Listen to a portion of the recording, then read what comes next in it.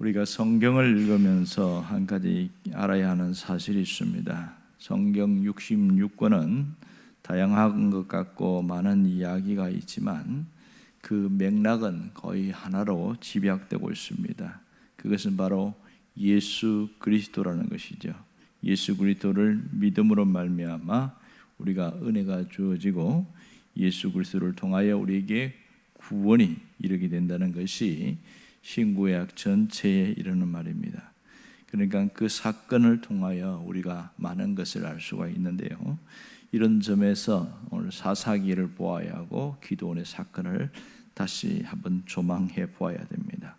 이 이야기 속에는 많은 영적인 의미들이 담겨 있게 됩니다. 이 영적인 의미는 누구를 가리키는가 하는 것을 또 한번 살펴보아야 되는 것이 중요한 부분이라고 할 수 있겠지요. 우리는 이 앞부분에서 바로 미디안과 싸울 때에 300명의 용사들이 어떻게 선발되었는지를 한번 보았어요. 그리고 기드온이 직접 미디안 진영에 들어가서 그들이 하는 꿈 이야기를 또 들었던 것을 말합니다. 자, 이스라엘에는 32,000명이 모였습니다. 그렇지만 하나님이 돌려보내고 두 번 돌려보내서 300명 남았습니다. 이 300명으로 싸워나가는 그런 과정이 오늘 본문에 잘 기록되어 있습니다. 오늘 우리가 주목할 것은 전쟁을 할 때의 전쟁의 전략과 무기에 대한 겁니다. 전쟁 방식에 대한 것이 나와 있습니다. 16절을 보면 300명을 어떻게 싸우게 하느냐, 세대로 나누어서 갑니다. 그리고 나팔과 항아리를 들고 또 횃불을 들고 갑니다. 18절에 보니까 또 나팔을 불거든 이렇게 나옵니다. 그러니까 항아리, 횃불, 나팔, 이것이 무기가 되겠죠. 자, 지금 이스라엘 백성들이 13만 5천 명과 싸우는데 300명이라는 것도 말이 안 되는데요. 자, 여기서 100명씩 이렇게 세 대로 나눕니다. 100명씩 간다는 것은 한 개의 중대를 말합니다. 일반적으로 군인에서 60명에서 250명을 중대로 이렇게 표현하는데 100명이라는 것은 세 개 중대로 나누었다 이렇게 표현될 수 있겠지요. 그리고 왼쪽과 오른쪽 그리고 중앙 이렇게 세 개로 나와서 들어가는데요. 자, 이 상당히 위험한 전략이긴 하죠. 한 사람이 450명을 상대를 해야 되는, 숫자적으로도 도저히 몰살할 수밖에 없는, 어떤 면에서 자살 특공대와 같은 그런 모습이 보이고 있습니다. 더더욱 황당한 것은 전쟁 무기입니다. 무기를 갖고 가는데 빈 항아리를 갖고 가고요. 그리고 횃불과 나팔입니다. 여기는 칼과 창은 아예 없습니다. 아무것도 없어요. 이런 상태에서 적진에게 간다는 것은 이 전쟁 자체가 자기가 살기 위해서 가는 전쟁이 아니고 거기서 죽겠다 그런 마음으로 가는 것이겠죠. 그래서 여기서 기드온이 하라는 대로 시키는 대로 따라해라 이러면서 이제 하나씩 전략을 알려줍니다. 희한한 것은요, 자, 항아리에다가 횃불을 숨겨가지고 적진에 들어가라는 겁니다. 그래서 어떤 목사님이 실제로 이게 가능한가 이것을 한번 실험을 해봤대요. 그래서 시장에 가서 항아리 5개를 사와가지고 길게 그 횃불 있잖아요, 그 막대기 불 붙여가지고 그래갖고 이제 한번 항아리에다가 불 붙여갖고 이렇게 했더니 이게 10분을 채 가지 않더라는 거예요. 불을 집어넣으니까 이 불이 꺼지더라는 거예요. 산소가 공급이 안 되니까 항아리에다가 횃불을 숨겨간다는 게, 이거는 진짜 어렵더라. 또 한 가지는 그 횃불이 이제 팍 안에서 항아리 안에서 타니까 겉에가 뜨거워가지고 장갑을 2개를 꼈는데도 이게 뜨거워서 들 수가 없더래요. 이 도대체 어떻게 빈 항아리에다가 횃불을 들어갖고 이거 어떻게 가냐, 이게 이 말이 안 된다, 막 이런 어려움들이 있었다는 거예요. 그런데 자, 여러분 생각해 보세요. 빈 항아리에다가 횃불을 들고 가면 이렇게 가다가 틀림없이 불이 꺼지는 사람이 있을 거 아닙니까? 불이 꺼지면 어떻게 됩니까? 적진에 가다가 불이 꺼졌어요. 그럼 다시 되돌아와가지고 불씨를 살려가지고 횃불을 집어넣고 갈 수도 없는 거고, 그 깜깜한 채로 그냥 가다 보면 어떻게 됩니까? 이 앞뒤를 잘 모르니까 얼마나 위험한지, 거기서 뭐 불을 지필 수도 없는 거고, 항아리 속에 횃불을 넣는다는 자체가 굉장히 어려운 일이고 거의 불가능하더라. 그분의 표현에 의하면 이거는 싸울 수 없는데 어떻게 이렇게 싸우냐, 이건 말이 안 된다, 이런 얘기를 하는 겁니다. 그래서 그 뜨거운 것 때문에 항아리를 들고 들어가는 것 자체도 너무 어렵더라, 이런 얘기를 해요. 그럼 어떻게 해서 이 기드온과 300명은 어떻게 해서 가서 싸울 수 있었나? 이것은 하나님이 기드온에게 지혜를 주셨기 때문에 가능한 일입니다. 항아리에 횃불을 넣어서 꺼지지 않게 하려면 산소가 공급돼야 됩니다. 그러니까 항아리 안에 산소가 들어가는 구멍이 있어야 된다는 거죠. 결국은 특수 항아리를 제작을 한 겁니다. 산소가 싹 들어갈 수 있도록 구멍을 나서 그렇게 해서 항아리에 횃불이 들어가도 끄지 않도록 그렇게 했다는 거예요. 실제로 이게 놀라운 것은 발견이 되었습니다. 고대 유물을 하다가 저기 남부 지방에서 이스라엘 남부 지방에서 유물을 발견하다가 항아리를 발견하게 됐는데 깜짝 놀란 거예요. 그 항아리에 비문이 적혀 있는데 여룻바알 이렇게 적혀 있는 겁니다. 제가 그 나와 있는 그 신문을 봤더니 거기다가 히브리어로 여룻바알이라고 했습니다. 여룻바알은 이 기드온의 별명이거든요. 그리고 항아리 모양이 어떻게 생겼는가 보니까 항아리 양쪽에 보면 손잡이가 있어요. 잡을 수 있는 손잡이가 있고, 그리고 길쭉하게 생겼는데 이 항아리 위에 구멍이 뚫려 있어요. 그러니까 이 산소가 들어가는 구멍이죠. 그 구멍이 뚫려 있어가지고 야, 이렇게 전쟁을 했구나. 그게 이제 고고학적으로 이제 발견이 됐고 증명이 되었던 그런 일들이 있습니다. 자, 그렇게 해서 싸울 수 있었다, 이런 얘기인데요. 그러니까 지금으로부터 한 3100년 전에 있었던 그 전쟁 이야기입니다. 그러면 이 항아리와 횃불과 나팔이 우리에게 보여주는 상징적인 의미는 무언가, 우리가 이걸 알 필요가 있는 것이죠. 여러분, 항아리는 뭘 의미합니까? 자, 바로 이 항아리는 흙으로 만들어 쓴 것을 이야기하는데, 어떤 분이 그것은 우리 사람을 얘기한다, 이렇게 얘기를 하는 겁니다. 성경에 우리를 뭐라고 표현하냐면 질그릇 같은 존재, 이렇게 표현한다는 거예요. 그러니까 항아리가 우리다, 이런 말을 했습니다. 그럼 횃불은 뭐냐는 거예요. 횃불은 바로 항아리 안에 감춰있던 이 횃불은 예수님을 상징한다, 이렇게 말합니다. 이 땅에 빛으로 오신 예수님, 또 다시 오실 예수님이 뭘로 오냐면 불로 오신다, 이렇게 성경이 표현되어 있습니다. 예수님이 말씀하실 때 누가복음 12장에도 보면 내가 불을 던지러 왔나니, 이렇게 말했어요. 예수님이 친히 오실 때 불을 던지러 왔지만 또한 세상에 모든 것을 다 태우실 때도 불을 가지고 온다, 불로 오신다. 이게 예수님의 재림 때에 일어난 일이라고 할 수 있겠죠. 결국은 그 불이 지금 어디 있느냐? 항아리 안에 감춰져 있다, 이 얘기죠. 그러니까 항아리 안에 있는 횃불은 바로 성도들 안에 있는 계신 예수님을 의미하고 있습니다.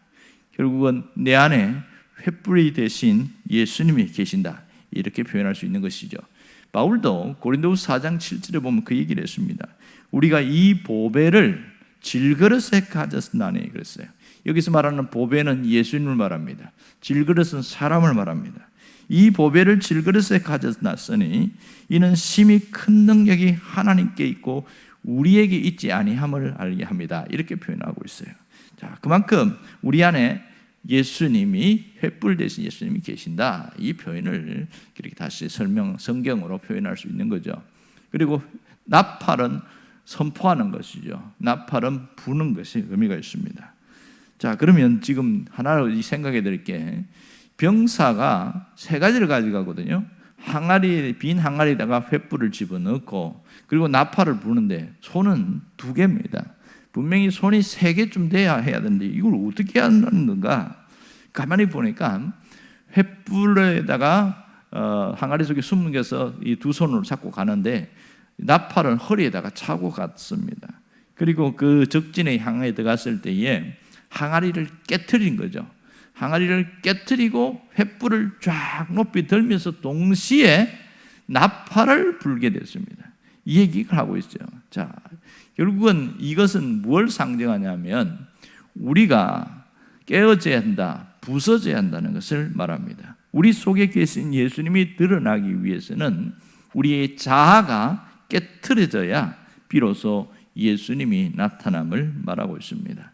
결국 내가 깨지고 내가 세운 모든 장막이나 이 모든 것이 이게 다 무너질 때 비로소 그리스도가 드러나고 그리스도의 승리가 주어짐을 말합니다. 참 재밌는 것은 나팔인데요. 이 나팔을 불 때에 무슨 나팔이냐면 양각 나팔, 양의 뿔로 만든 나팔을 불었어요.